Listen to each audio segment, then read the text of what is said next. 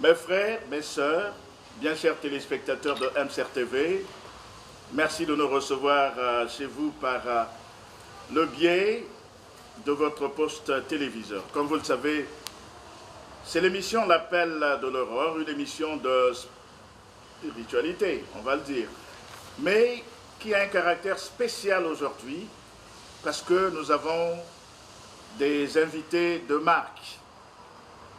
Il s'agit bien entendu de Oshi, j'espère qu'elle va nous y aider. Aya Myriam, bonsoir. Bonsoir, Oshé Haya Myriam. Oshé Haya Myriam. On va y arriver. Et l'apôtre Gad Benerahia Awanga. Pas facile en tout cas, on va s'y habituer tout au long de cette émission.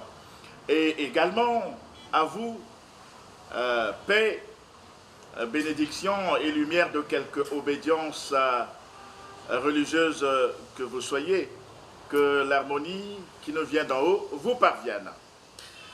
Nous allons aujourd'hui devoir focaliser notre attention sur le thème l'Afrique et les temps messianiques, un temps qui est cher à nos deux invités. Alors pour commencer, vous ne perdez pas de vue la tradition de cette émission. Une question d'échauffement à l'oratrice principale, puisqu'il s'agit de Myriam. Alors, dites-nous, vous parlez aujourd'hui, puisqu'on va le faire, de l'Afrique et des temps messianiques. Alors, Myriam, dites-nous, nous vivons les temps modernes, mais vous voudriez nous parler de l'Afrique et des temps messianiques. Comment justifiez-vous cela? Est-ce qu'il y aurait une colonisation quelque part? Nous faisons partie du royaume messianique Shama. Nous sommes de la judaïsme messianique révélé. Donc, on vient expliquer ce quoi le temps. Et dans quel temps l'Afrique se trouve actuellement. C'est pour ça ce temps, hébraïquement, pour ceux qui me connaissent déjà, je suis hébreu bantou. Donc, hébraïquement, le mot qu'on a franchisé, machianique, qu'on a dit messianique. Donc, si nous voulons rester dans le contexte, c'est de ça qu'il est question. Donc, on veut que les Africains comprennent dans quel temps ils sont et comment vivre pendant ce temps et le temps qui est sur le point de démarrer, qui va arriver. Voilà. D'accord, et certainement que l'apôtre a un point de vue à ce sujet en termes de complément. Oui, merci beaucoup pour ce continent qui a longtemps souffert, longtemps traversé des choses qu'aujourd'hui le monde en parle. D'où sortira la délivrance ou le sauveur de ce continent. Voilà que dans le monde spirituel, il faut que des hommes qui ont été révélés se lèvent pour parler de ce temps. Car les Écritures disent qu'il y a un temps pour toutes choses. Ce continent était une grande puissance mondiale à l'époque. Et aujourd'hui, à cause de la colonisation, ce continent est devenu victime.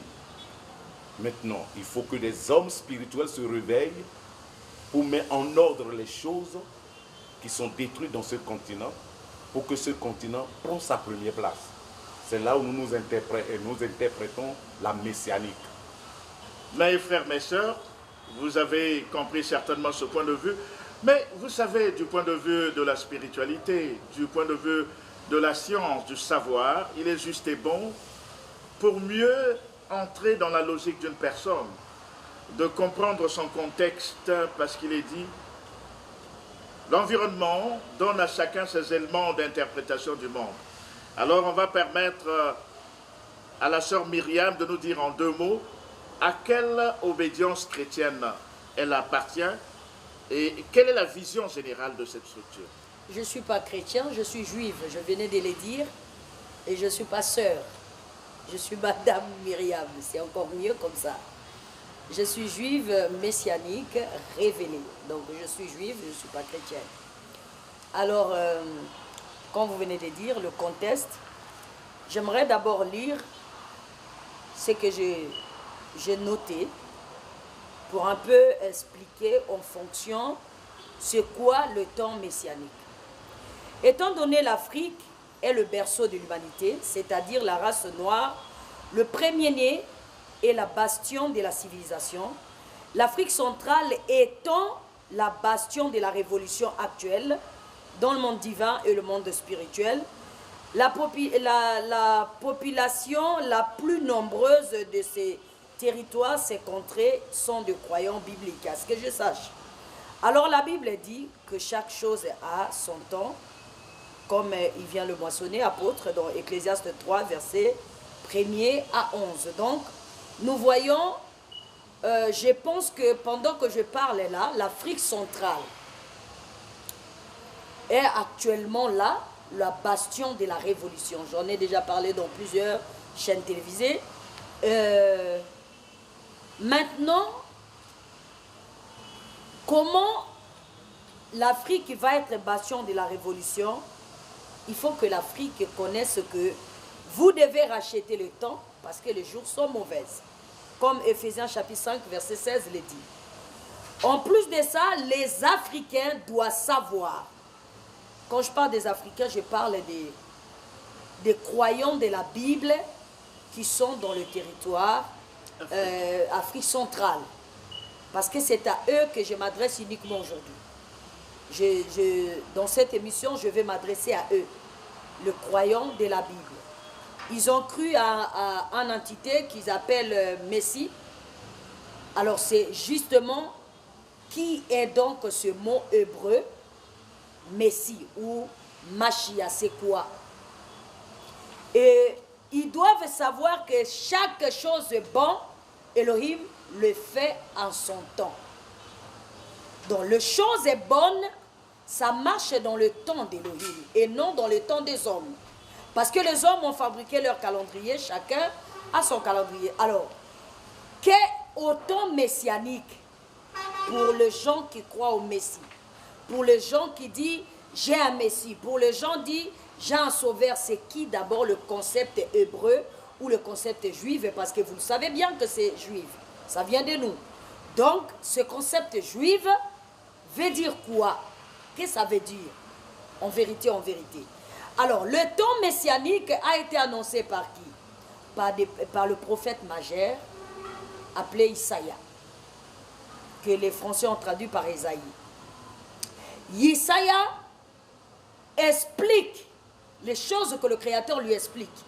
Comment ça se passera à la longue dans le territoire Asie, là où eux ils sont, ils étaient à l'époque, dans le territoire Europe, dans le territoire Amérique. À cette époque, l'Amérique n'existait pas encore, donc je crois que ceux qui connaissent l'histoire savent déjà. Dans le territoire Afrique, qui est la source ou le commencement de toute civilisation. Il explique qu'il y aura 9 temps. Dans chaque période, il y aura 9 temps. Il y aura le temps de la naissance. Il explique ça dans Isaïe chapitre 8, verset 23, de 1 à 6. Enfin, Isaïe 9, de 1 à 6. Il explique ça, il explique en plus la renaissance dans ce même passage. Il explique la renaissance de l'Afrique. Ça, on en parlera dans la conférence parce que justement, on est là pour annoncer la conférence que nous allons faire pour expliquer aux Pontonégrins, corrige-moi. Exact, Pontonégrins. Pontonégrins, les croyants hébraïques qui sont ici, on veut les inviter dans une conférence pour qu'ils comprennent quelle heure est-il. Tout ce que l'homme fait, il est fait en regardant la montre. Tout, sauf rien. Alors la montre vient des verbes montrer. Verbe montrer, c'est quelqu'un qui doit montrer. C'est une personne qui doit montrer quel temps qu'il faut. Parce que lorsqu'on t'indique le temps, tu sauras comment te positionner, tu sauras ce que tu dois faire et ce que tu ne dois pas faire. Il y a le relèvement, que j'en ai parlé précédemment dans mes émissions précédentes, il y a la renaissance, il y a le rebâtissement de ces continents. Ça aussi, Esaïe, on en parle dans la Bible. Il y a la restauration du royaume. Restauration, pas restauration. Le royaume était là, mais ça n'existait plus. Alors pour réinstaurer, il y a aussi le temps messianique qui concerne ça. Il y a le recommencement de l'agriculture en ce qui concerne les aliments. Pourquoi les Africains souffrent de plusieurs maladies? Parce qu'ils sont mal nourris. Ils sont mal nourris, pourquoi? Parce qu'ils ne maîtrisent plus ce domaine-là qui est très divin, c'est-à-dire l'agriculture, comment faire la pêche, comment faire l'élevage, comment faire toutes ces choses-là. Le temps messianique arrive aussi avec ça.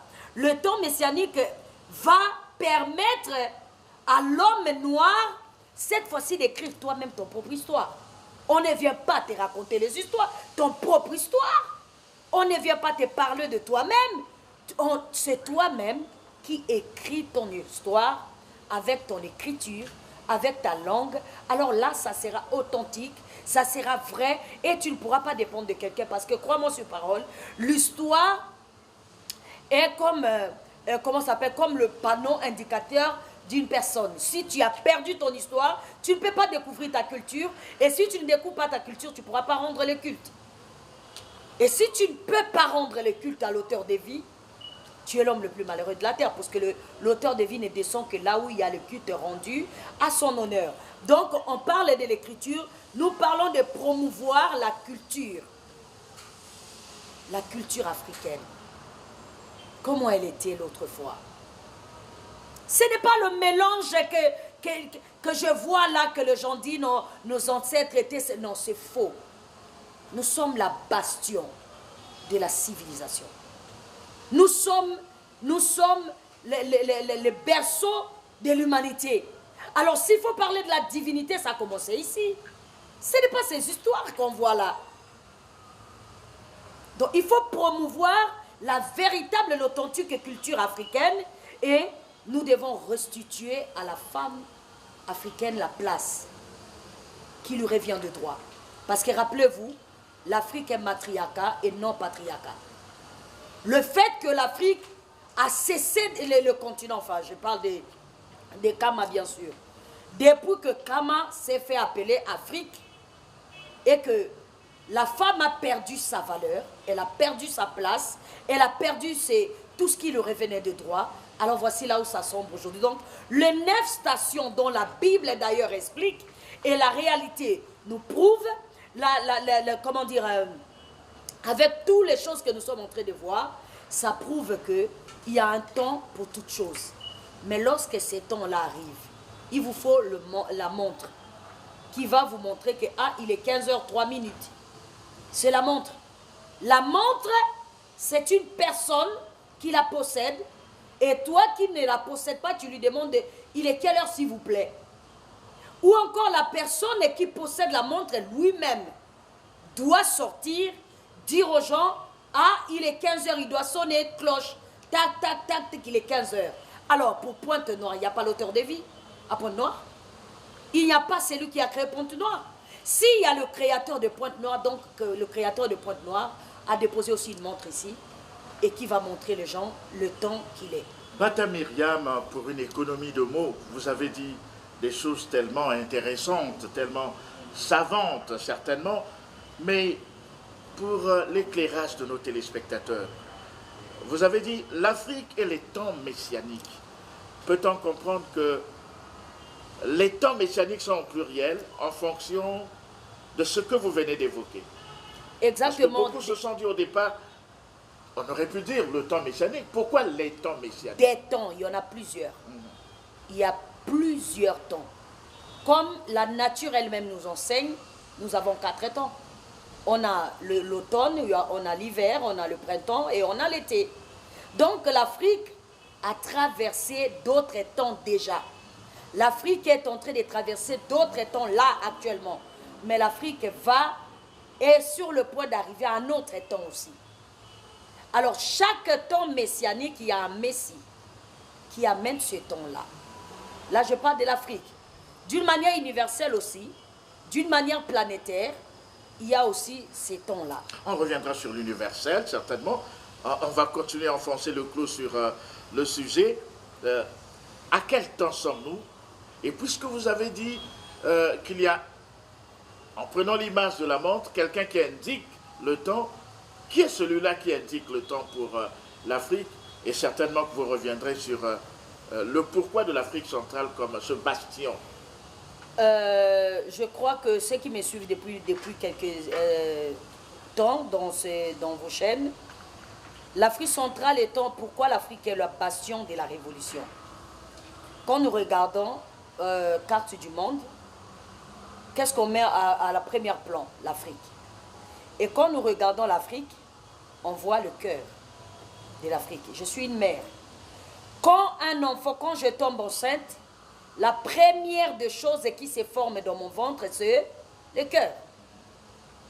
Donc, il est révélé naturellement que pour que l'Afrique puisse reprendre son élan, ou renaître de nouveau, ou se reconstruire, ou reprendre les commandes qu'il a perdues, le problème c'est l'Afrique centrale.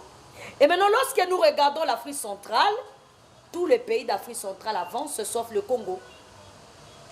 Donc le Congo est le problème de l'Afrique centrale et le problème de l'Afrique en général. Alors quand on regarde le Congo, dans l'ensemble de la ville du Congo, le grand problème du Congo c'est Pointe-Noire. Pourquoi dans Pointe-Noire justement? Justement, Pointe-Noire étant donné ville portière. Mais regarde l'état de la ville. Moi, je n'ai rien à dire. Là, on n'a pas besoin de révélation pour parler ça. Regardez l'état de votre ville. Ville portière, ville pétrolière, ville quoi encore? C'est vous qui connaissez, continuez à citer. Industrielle, merci mon mari. Oui. Quoi encore? Ville quoi? Il y en a plein, vous savez. Économique. Ville économique. Mais regardez l'état de votre ville. L'obscurité totale. Les ruelles sont sales. Même si vous ne croyez pas à la divinité, même si vous ne croyez pas à la spiritualité, rien que ça, ça prouve qu'il y a un problème. Mais justement, Bata Myriam, parlons de spiritualité, puisqu'on y est. Est-ce que vous ne pensez pas que cette situation extérieure que l'on voit correspond à la nature de ceux qui habitent ce pays? Mais on a tendance à dire chez nous en Afrique que le pays est mauvais, que la région est mauvaise. En réalité, on croirait que ce sont les hommes qui habitent qui sont mauvais. Aucun pays est mauvais.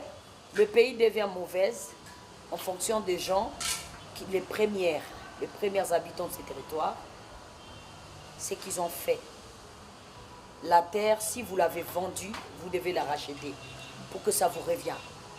Parce que c'est ça votre cas, au fait. La deuxième, s'il y a eu trop des offenses face à vos ancêtres, les gens qui ont commencé cette ville, ça devient aussi un problème pour vous. La troisième des choses, si vous croyez à quelque chose que vous prétendez que nous sommes des croyants de la Bible, vous ne pratiquez la Bible, ça rajoute des problèmes sur le problème. La quatrième des choses, lorsque vous ne recevez pas les gens qu'on vous envoie pour vous aider, lorsque vous rejetez ce qui vous appartient, ça devient votre quatrième problème. On va faire respirer Bata Myriam pour nous tourner vers notre deuxième invité, apôtre Gad, pour comprendre pourquoi aujourd'hui les spirituels, les religieux africains sentent la nécessité de parler du messianisme. Pourquoi aujourd'hui? Pourquoi aujourd'hui? Merci beaucoup pour cette question. Vous savez, dans le monde divin, c'est l'homme spirituel qui amène le plan du Créateur suprême sur terre. Et il le donne aux hommes d'y travailler. Mais quand l'homme spirituel n'est plus là, et les hommes politiques prennent le relais en gérant le monde ou leur nation, c'est-à-dire la spiritualité ne trouvera plus sa place pour mieux gérer la terre. Alors que la terre a besoin de la prêtrise. Nous avions 4 éléments de la nature: le vent, l'eau, le feu et la terre. Et c'est par la prêtrise que le Créateur suprême donne aux hommes spirituels qui répond aux besoins des humains. Mais si ces 4 éléments de la nature ne sont plus en accord avec les hommes spirituels, alors les êtres humains tâtonnent. C'est pourquoi aujourd'hui, avant de rentrer dans le temps messianique, les hommes spirituels doivent se réveiller en cherchant d'abord leur créateur. Qu'est-ce qui s'est passé? Comme madame est en train de parler. Nous parlons effectivement de ça parce que l'Afrique a perdu son identité. Parce que l'identité de ce continent est gérée par des hommes spirituels. On y est, on y est. À quel moment, puisqu'on parle de plus en plus de temps, à quel moment l'Afrique a-t-elle perdu son identité? Vous voyez, avant la colonisation, rentrer un peu dans l'histoire de notre pays d'Égypte, par exemple. Les histoires nous ont révélé la puissance et l'autorité que l'Égypte avait à l'époque. Et en ce temps-là, vous verrez que les colonisateurs n'ont pas le pouvoir parce que la prêtrise et la spiritualité étaient à jour sur notre continent. Même si nous ne sommes pas comme des grands puissants d'Amérique aujourd'hui, les Africains vivaient bien. Ce que j'appelle la kamite. Vivaient très bien. Vous voyez? Mais avant ce temps-là, les Africains ne connaissent pas la famine, la déserte, la destruction. Les Africains ne mendiaient pas comme aujourd'hui. Mais aujourd'hui, qu'est-ce qui s'est passé? Depuis que l'homme a changé la royauté et il a pris le pouvoir en disant nous sommes aujourd'hui, nous sommes devenus les politiciens, la démocratie, c'est là où l'Afrique a perdu son pouvoir. Donc c'est pour répondre à votre question que c'est la politique humaine qu'on nous a amené qui a tout changé sur le continent. Alors c'est tellement intelligent ce que vous dites. Je vais aider nos téléspectateurs à mieux cerner le problème. En d'autres termes, vous établissez le lien entre les pratiques coloniales et le niveau de développement actuel de l'Afrique. Bien sûr. C'est cela. Bien, on va revenir à vous le temps de rattraper Bata Myriam. Elle parlait de l'universel dans son propos tout à l'heure. On voudrait établir le lien entre ce bastion de l'Afrique centrale et les autres compartiments de l'Afrique, parce que souvent, dans ce continent, on parle d'un panafricanisme. C'est vrai que c'est un courant politique, mais cette énergie qui devra partir de l'Afrique centrale, comment, Pointe-Noire, comment l'Afrique centrale devra l'étendre peut-être à l'ensemble du continent et pourquoi pas sur l'universel? C'est ce que je venais de dire précédemment. C'est déjà le panafricanisme, hein, ce n'est pas courant politique. Je suis panafricaniste. Le panafricanisme, c'est seulement quelqu'un qui ressent que je suis africain. Tu vois, c'est chez moi ici. Et le fait que je sois africain, il y a des choses que je ne peux pas gober. Je ne peux pas me taire dans tous les domaines de la vie. Religieusement, je ne peux pas accepter ça. Spirituellement, je ne peux pas accepter ça. Politiquement, je ne peux pas accepter ça. C'est ce qui fait de nous des panafricanistes. C'est-à-dire, c'est quelqu'un qui se sent chez lui et qui dit l'héritage que le Créateur suprême m'a donné, c'est l'Afrique. Je n'ai pas autre héritage. Alors, pour revenir au bastion de la Révolution, dont j'en parle tout le temps, vous savez, je l'ai dit tous les jours, tout va changer. Tout va changer. Je l'ai dit tous les jours. Tout va changer. Universellement, tout va changer. Ça veut dire quoi? Le pouvoir actuellement, tout le monde sait que le pouvoir politique est en Amérique. C'est l'Amérique politiquement qui dirige le monde. Tout le monde sait actuellement que le pouvoir économique, la Chine. Tout le monde sait que le pouvoir scientifique, les Émirats, etc., etc. Mais tout ça là va changer. ça va retourner à l'authenticité d'où c'était au commencement. Parce que tous ces esprits-là, l'esprit qu'on appelle royal, l'esprit qu'on appelle la prêtrise, l'esprit qu'on appelle la divinité, l'esprit qu'on appelle la religion, sont nés ici. Vous êtes ici, vous êtes venus travailler. Quand vous finissez votre travail, vous rentrez chez vous. Ils vont revenir.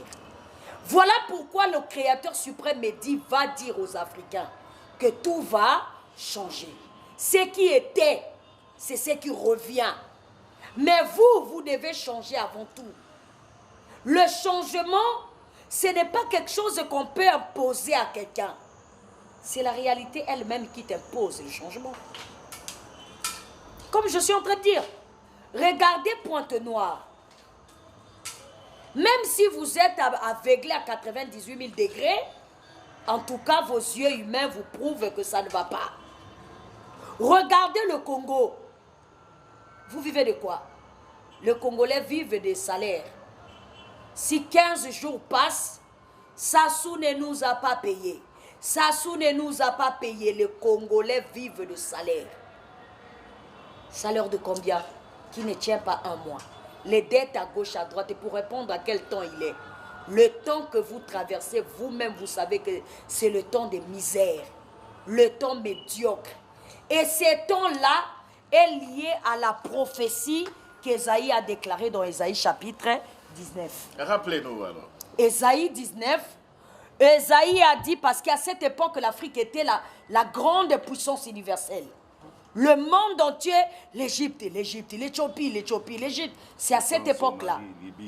Libye, Somalie, Niger, Maroc. C'était de grands pouvoirs de l'autre fois. Et à cette époque, Israël, c'est-à-dire mes ancêtres, ils ne sont même pas proches d'être connus mondialement. Ils étaient comme je suis aujourd'hui, à cette époque-là. Les temps ont finalement changé. Comme vous l'avez dit, tout change. Voilà. Il déclare, il dit, voici ce qui arrivera, ce que vous voyez grand là. Ils vont passer ça. C'est dans Ésaïe 19. Et tout est détaillé là avec le détail. Que vous croyez à la Bible ou pas, vous êtes en train de vivre la réalité de ces choses. Personne ne peut vous forcer ça. Alors. Et deuxièmement, pour que je finisse, comment s'appelle Yeshua, donc la Bible dans le côté Nouvelle Alliance, il ajoute, là où sera le cadavre, c'est là où s'assemblera les aigles. C'est quoi le cadavre? C'est ce qui est mort. Qu'est-ce qui est mort à cette époque? À l'époque que Yeshua était né. Qui dirigeait le monde? C'est l'Europe. C'est les Romains. L'Afrique était par terre, chaos. Donc il dit, il informe au monde à cette époque. Aujourd'hui, il y a un cadavre là-bas. Mais tous les aigles vont aller s'assembler là-bas. Le temps voulu, les aigles iront s'assembler là-bas. Donc, la Bible détient la clé de la réalité et de la vérité. Que vous y croyez ou pas, ce n'est pas un problème. Mais la réalité est devant vos yeux. Vous avez la réalité en face. Regardez, Pointe-Noire. Moi, je parle de Pointe-Noire. Hein? Je ne parle pas des autres villes. Parce qu'ils vont dire, oh non. Là-bas, on ne connaît pas. Mais vous connaissez Pointe-Noire. Vous savez les réalités que vous avez en face. Vous pouvez me mentir parce que moi, je suis étrangère. Je ne suis pas de chez vous. Mais vous-même, vous savez. À combien élève votre économie par jour? Comment vous faites pour manger? Les grands entrepreneurs qui étaient dans votre pays, tout est tombé faillite. Ça est là sous vos yeux. Tout est en faillite. Il y a la ruine des Africains partout. Toutes les entreprises ici que vous avez ici, combien les entreprises qui appartiennent à Porto-Nogré qui avancent? Mais vous avez la réalité en face. Mais ces choses, pour que ça change positivement, c'est-à-dire, là, vous êtes en train de traverser un autre temps messianique qu'on appelle le jour de Yahweh ou le jour de l'Éternel. Vous êtes en train de traverser son jour. Maintenant, pour qu'il vous donne les bons jours, parce qu'il a le jour, il a aussi les bons jours, il vous envoie d'abord un éclaireur. Quelqu'un qui va vous éclairer pour que vous voyez la réalité du jour. Que voici le jour que vous regardez est mauvaise. C'est pour ça que la Bible dit rachetez le temps car les jours sont mauvaises. Maintenant l'autre va vous amener dans l'éclairage. Alors, Bata Myriam, pour dire vrai, Vous vous sentez bien dans la peau de cet éclaireur? Moi, je ne suis pas l'éclaireur, moi, je suis messianique. L'éclaireur, c'est lui qui... Moi, je ne suis pas de chez vous, moi, je suis messianique. C'est lui qui doit être éclaireur, il doit être né là, chez vous. Ça va être pour vous comme une torche qui vous éclaire. Quelques indications, quelques caractéristiques? Exactement, pour connaître votre éclaireur, ce n'est pas compliqué. La première des choses, c'est une personne qui a payé un prix fort. Dites-le nous. Si vous êtes dans une entreprise spirituelle, comme vous appelez ça, religion, église, ngunza, mosquée, pour que vous sachiez que là où vous êtes, elle a l'authentique spiritualité. Vous allez savoir, cette personne a payé un prix fort de consécration. C'est une personne qui s'est dépouillée lui-même de la vie du monde. 2, c'est une personne qui a des interdits. Il ne fait pas tout ce que tout le monde fait. 3, c'est une personne qui apporte ce qu'il n'y avait pas encore. Parce que si quelqu'un vient te répéter des choses que tu connais déjà, ça ce n'est qu'une champignon de plus qui sort là où il y a les cadavres. Il doit porter quelque chose de nouveau. Cette chose nouvelle, ça sera pour vous étrange. Vous allez appeler ça étranger. Justement parce que ça vient du ciel. 4e, pour que vous connaissiez que là où nous sommes dans le véritable, la personne vous dira la véritable vérité. Donc il va vous regarder dans les yeux pour vous dire les faussetés qu'il y a en vous sans contourner. Il va vous regarder dans les yeux et vous dire des choses telles qu'il reçoit dans l'esprit sans aller par 4 chemins. Mais lorsque vous êtes chez un diplomate, quelqu'un qui vous dit ce que vous avez envie d'entendre, vous êtes chez un commerçant que moi j'appelle le vendeur des illusions. Tu vas lui payer ce qu'il veut. Si c'est 10 francs, d'accord. Tu sais, les téléphones de piraterie, ça coûte toujours moins cher. Là où c'est moins cher, c'est faux. Donc voilà comment reconnaître un faux avec un vrai. Nous avons là les caractéristiques à travers ce propos de Bata Myriam de cet éclaireur qui vient, peut-être est-il là déjà. En tout cas, dans la dernière partie de cette émission, nous allons devoir vous aider, mes frères, mes sœurs, à intégrer cette dynamique du changement qui, il faut le dire, que vous y croyez ou non, s'impose à nous. Exactement, ça. Alors, dites-nous, les Ponténégrins, certainement veulent du changement parce que, à la vérité, le constat, tout le monde l'a fait. En réalité, tout le monde voudrait, puisqu'on le voit à travers l'actualité, quitter son pays pour aller trouver mieux ailleurs. Mais qu'est-ce qu'il y a lieu de faire concrètement pour changer la donne? Merci. Ce qu'il y a lieu à faire, d'accepter la torche que le Créateur vous a envoyée. Donc, les Ponténégrins vont venir d'abord à la conférence que nous allons organiser. Nous allons expliquer, parce que là, nous sommes à la télé, le temps nous est limité. Un parti, en tout cas. Donc, on va expliquer en profondeur pendant 3 jours successifs aux Ponténégrins et on va leur présenter la torche ou l'éclaireur qui leur a été envoyé. Qui prennent le temps d'écouter leur éclaireur. Je n'ai aucun intérêt de venir dire, suivez cette personne pour y gagner quoi. Mais moi, j'ai dit aux Ponténégrins, si vous voulez le changement, acceptez le protocole qui vous a été donné. Pourquoi j'ai dit des temps messianiques? Ils peuvent être nombreux qui vous parlent de la délivrance de votre ville. C'est pour ça que ce sont des temps messianiques. Ce sont plusieurs. L'autre peut te parler que non, il faut qu'on fasse le rachat de la terre en faisant des services dans les eaux. C'est ça le temps qui lui a été accordé. L'autre peut vous parler, non, moi on m'a dit il faut qu'on fasse des services pour la reconstruction des routes. L'autre pourra venir que non, moi on m'a envoyé uniquement pour enseigner à l'âme humaine. J'ai reçu des enseignements d'instruire à l'âme humaine. Recevez vos temps messianiques pour que vous puissiez racheter les temps. Ça veut dire que vous devez racheter les bons temps. Parce que les temps que vous traversez actuellement, les jours là sont mauvaises. Comme une semaine à 7 jours, dans le monde spirituel, chaque chose a des jours. Il y a une pièce que le Créateur remet à chacun d'entre eux. Maintenant, pour que vous sachiez qu'ils sont vrais, comme je le dis toujours, dans votre pays pour connaître que ce qu'ils nous racontent et la spiritualité sont vrais, ils sont capables de rester ensemble. Ils sont capables de se supporter, ils sont capables de s'aimer, ils sont capables de se tenir la main dans la main. Mais lorsque quelqu'un évite les autres, il s'éloigne des autres, c'est pas compliqué de savoir que ça c'est un faux esprit, ce n'est qu'un gourou de plus. Voilà, vous avez là des signes avant-coureurs de ce qui va arriver, sinon ce qui est déjà là. On va rattraper Baptême Myriam tout à l'heure pour des indications précises sur la conférence. Le temps de permettre à l'apôtre Gad de nous aider à comprendre cette problématique essentielle. Généralement, le drame de l'Afrique, c'est pas tant de ne pas avoir des richesses, mais les richesses, il y en a encore.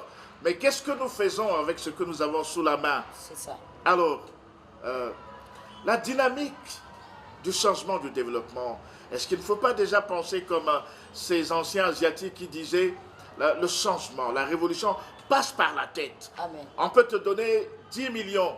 Si tu n'es pas ordonné dans ta tête, tu ne feras rien avec. Apôtre. Merci beaucoup. Vous savez, la richesse que ce continent regorge, les autres continents ont profité de cette richesse. Et vous le savez très bien. C'est pour vous dire simplement que ce n'est pas la richesse en main qui construit un pays, ni un continent. Nous l'avions. Et tous les jours, ça se puise. Les Européens viennent apporter et nous sommes en train de voir. Mais toutes ces richesses ne disent absolument rien si l'esprit de la vérité n'est pas là. C'est quand l'esprit est conscient de ce qu'il fait et l'âme que la personne porte.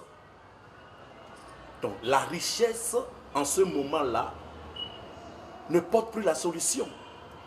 C'est l'esprit qui donne la solution. Tu peux être un multimilliardaire, mais tu vivre comme un homme très simple.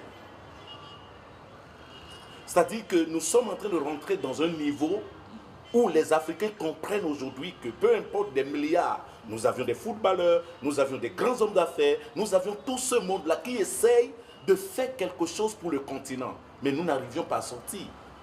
C'est pour dire que ce n'est pas la richesse qui développe un continent, c'est la conscience et l'esprit de vérité.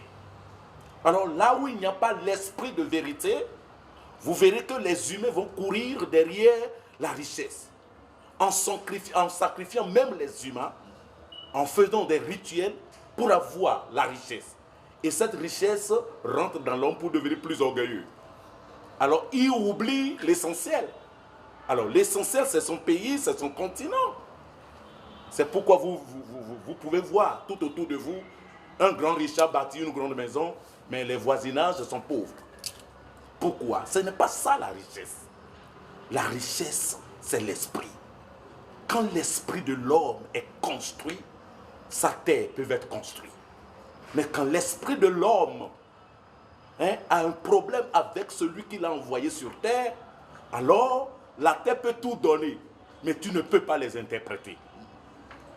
Pour moi, je sais que Pointe-Noire ici, quand je suis arrivé à 2001, j'ai vu cette grande lumière qui sortait de l'Afrique centrale pour éclairer l'Afrique d'abord et le monde. J'ai vu le cœur et j'ai vu cette lumière.